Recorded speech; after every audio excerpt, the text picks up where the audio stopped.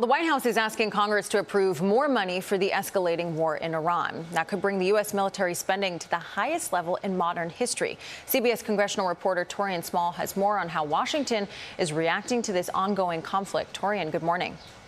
Good morning, Kelly. President Trump spent the day yesterday behind closed doors meeting with his national security team as the war in Iran intensifies. Well, days earlier, he had signaled the end could be near.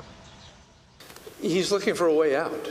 Clearly, this war has not gone the way they thought. Unimpressed Democrats on Capitol Hill are mounting pressure on the White House to wrap up the war with Iran, something President Trump signaled in a primetime address to the nation this week. I can say tonight that we are on track to complete all of America's military objectives shortly. The president again extended Friday's deadline for Iran to reopen the Strait of Hormuz to Monday night as it continues to squeeze a choke point for the world's energy supply in retaliation for the U.S.'s attacks.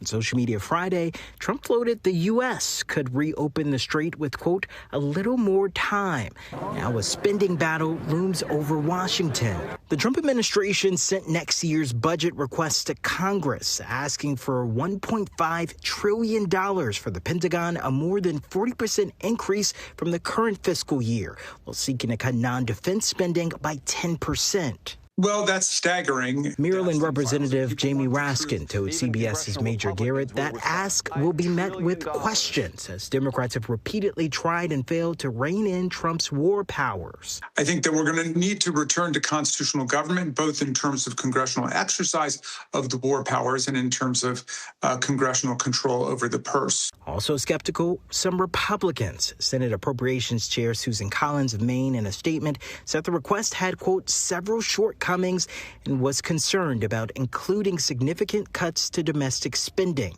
adding that, quote, while the administration proposes a budget, Congress holds the power of the purse.